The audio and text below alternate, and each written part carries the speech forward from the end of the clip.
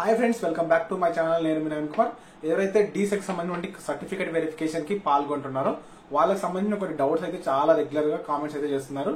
అదేవిధంగా కొన్ని important things గురించి కూడా మాట్లాడుకుందాం. అదేవిధంగా మీరు చేయకూడని మిస్టేక్స్ గురించి అయితే డిస్కస్ చేసుకుందాం ఈ వీడియోలో. మొత్తంగా మీరు వీడియో మొత్తం లాస్ట్ వరకు చూడండి. వీడియో ఖచ్చితంగా లైక్ చేయండి ప్రతి ఒక్కరు, ఎందుకంటే నాకు కొంచెం బూస్టింగ్ గా ఉంటుంది. ఫస్ట్ గా మనం మాట్లాడుకోవాల్సిన విషయం ఏంటంటే, మీరు ఏ టైంలో వెళ్ళాలి. నార్మల్ గా కాలేజ్ వర్కింగ్ డేస్ ఉంటాయి కదా. కాలేజ్ వర్కింగ్ డేస్ ఎప్పటి నుంచి ఎప్పటి వరకు ఉంటాయి? 10 to 4 PM ఉంటాయి. ఆ టైంలో వెళ్ళడానికి ట్రై చేయండి. ఏ రోజైతే మీకు కాలేజ్ చేశారో ఆ రోజు వెళ్ళడానికి ట్రై చేయండి. ఒకవేళ మీకు ఏదైనా హెల్త్ ఇష్యూ వల్ల మీరు వెళ్ళలేకపోతే, లేకపోతే ఏదైనా కారణాల వల్ల మీరు వెళ్ళలేకపోతే, ఆ సర్టిఫికేట్స్ అన్ని ఇచ్చి మీ వాళ్ళని ఎవరైనా పంపించడానికి ట్రై చేయండి. ఒకవేళ మీ దగ్గర బోనఫైడ్స్ అన్నీ లేవని అనుకోండి, ఆ బోనఫైడ్స్ లేకపోతే లాస్ట్ 7 years బోనఫైడ్స్ అయితే మీరు తీసుకెళ్ళడానికి ట్రై చేయండి. ఒకవేళ ఏదైనా ఓపెన్ ఇంటర్ వాళ్ళు కానీ ఈ రకమైనటువంటి కోర్స్ చేసినటువంటి వాళ్ళకు రెసిడెన్స్ సర్టిఫికేట్ అయితే తీసుకెళ్ళడానికి ట్రై చేయండి.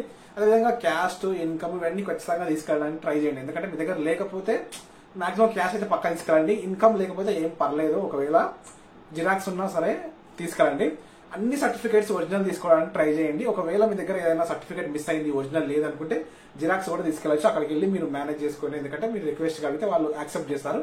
ఖచ్చితంగా ఈ టైమింగ్స్ ని పాటించండి. మీరు ఏ రోజు సెలెక్ట్ చేశారో ఆ రోజు మాత్రం వెళ్ళడానికి ట్రై చేయండి. అన్ని ఒరిజినల్స్ తీసుకెళ్ళండి. ఏదైనా ఒకవేళ మీకు ఏదైనా ఇష్యూ వల్ల, ఏదైనా ప్రాబ్లం వల్ల మీరు టైంకి వెళ్ళకపోయినా నెక్స్ట్ డే వెళ్ళడానికి కూడా ట్రై చేయండి. ఎందుకంటే మనకు ఛాన్స్ ఇస్తారు, ఖచ్చితంగా ఇవ్వరని కాదు, ఛాన్స్ అయితే ఇస్తారు. చాలా మోస్ట్ ఆఫ్ ది కామెంట్స్ ఇవన్నీ డౌట్స్ అడుగుతున్నారు అనమాట. అందుకే ఈ చిన్న వీడియో ద్వారా మీకు అందించడానికి అయితే ఈ రోజు వీడియో చేస్తున్నాను. చాలా మంది అడుగుతున్న విషయం ఏంటంటే, ఇంకొక విషయం స్కాలర్షిప్ గురించి అయితే అడుగుతున్నారు. ప్రాపర్ గా మనం ఫర్దర్ గా ఫార్దర్ గా మనం ఇంటర్ అయిపోయిన తర్వాత డిగ్రీ తర్వాత బీఈడి చేసిన తర్వాత పీజీ చేసి ఇవన్నీ చేసిన తర్వాత మళ్ళీ డీసెట్ కు ఎవరైతే చేయాలనుకుంటారో వాళ్ళకి స్కాలర్షిప్ విషయాన్ని ఎక్కువ ఆలోచిస్తారన్నమాట. మీరు స్కాలర్షిప్ గురించి ఎక్కువ ఆలోచించకండి. గవర్నమెంట్ కాలేజ్ చేయండి. మీకు ఫీజు రీఎంబర్స్మెంట్, స్కాలర్షిప్ గురించి ఇవన్నీ పెద్దగా పట్టించుకోవాల్సిన అవసరం లేదు. జస్ట్ మీరు గవర్నమెంట్ కాలేజ్లో వేశారనుకోండి, మీకు ఏం ప్రాబ్లం ఉండదు. ప్రైవేట్ కాలేజ్లో కూడా మీరు డైరెక్ట్ గవర్నమెంట్ నుంచి మీకు సీట్ వస్తుంది కాబట్టి అంత ఫీ అయితే ఏమి ఉండదు. ఖచ్చితంగా స్కాలర్షిప్ గురించి మీరు ఎక్కువగా ఆలోచించుకోండి. ఏం పర్లేదు, ఏం ప్రాబ్లం అయితే కాదు. మీరు నార్మల్ గా ఉన్నటువంటి ఫీ పే చేసి ఎగ్జామ్ ఫీ పే చేసుకుంటే సరిపోతుంది అనమాట. సర్టిఫికేట్ వెరిఫికేషన్ కి పక్కా వెళ్ళాలా అంటే ఖచ్చితంగా పక్కా వెళ్ళాలి. సర్టిఫికేట్ వెరిఫికేషన్ చేస్తేనే ఖచ్చితంగా మీకు తర్వాత ఫర్దర్ గా విభాగం పెట్టుకోవడానికి ఈ రకమైనటువంటి ఆప్షన్స్ అయితే మీకు అవైలబుల్ అవుతాయి అనమాట. మీరు వెళ్ళలేకపోయినా మీ ఫ్యామిలీ మెంబర్స్ ఎవరైనా సర్టిఫికేట్స్ అన్ని ఇచ్చి వెళ్ళడానికి సర్టిఫికేట్ వెరిఫికేషన్ కంప్లీట్ చేసుకోవడానికి ట్రై చేయండి.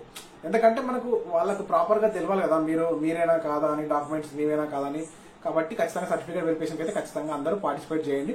ఖచ్చితంగా మీకు ఇన్ఫర్మేషన్ మొత్తం యూజ్ అయింది అనుకుంటున్నాను. ఖచ్చితంగా ఇన్ఫర్మేషన్ ఏదైతే వీడియోని లైక్ చేయండి. ఎవరికైనా యూజ్ ఉంటే వీడియోని షేర్ చేసేయండి. నేను మీ సైనింగ్ అవుట్. జై